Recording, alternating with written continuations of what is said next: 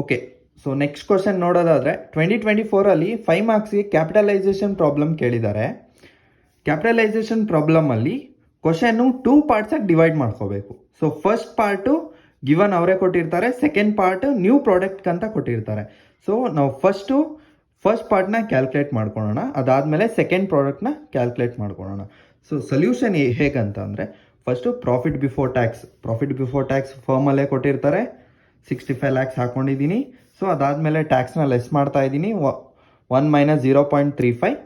So ಅದಾದಮೇಲೆ ನನಗೆ value ಬರುತ್ತೆ 100 lakhs ಲೆಸ್ ಎಕ್ಸ್ಟ್ರಾಡಿನರಿ ಇನ್ಕಮ್ನ ಯಾವತ್ತಿದ್ರೂ ನಾವು ಲೆಸ್ ಮಾಡಬೇಕು. ಅದಾದಮೇಲೆ ಎಕ್ಸ್ಟ್ರಾಡಿನರಿ ಲಾಸ್ ಅನ್ನೋದನ್ನು ನಾವು ಆ್ಯಡ್ ಮಾಡಬೇಕು. ಸೊ ಇಷ್ಟು ಕ್ಯಾಲ್ಕುಲೇಟ್ ಮಾಡ್ಕೊಂಡಾಗ ನನಗೆ ಟೋಟಲಾಗಿ 93 lakhs ಬರುತ್ತೆ.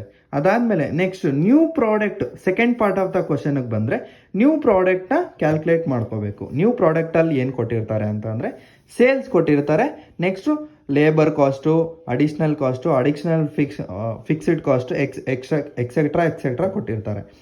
ಇದಾದಮೇಲೆ ಸೇಲ್ಸ್ನ ಒಂದು ಬಿಟ್ಟು ನೆಕ್ಸ್ಟು ಏನೇ ಕೊಟ್ಟಿದ್ರು ನಾವು ಇಲ್ಲಿ ಲೆಸ್ ಮಾಡ್ತೀವಿ.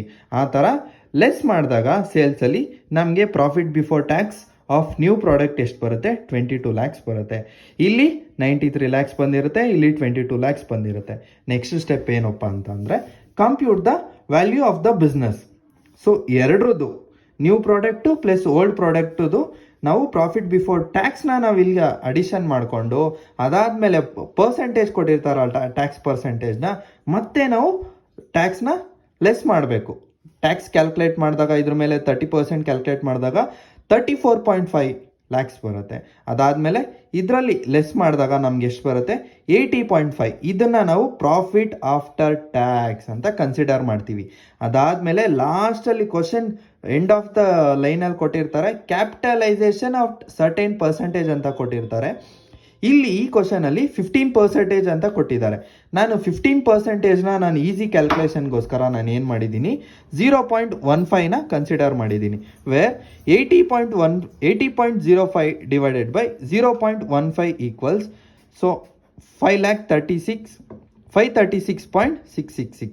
ಸೊ ಇಷ್ಟು ವ್ಯಾಲ್ಯೂ ಆಫ್ ದ ಫರ್ಮ್. ಇದಾದಮೇಲೆ ಇಂಟರ್ಪ್ರಿಟೇಷನ್ ಬರೀಬೇಕು. Therefore value of firm equals 536 so and so.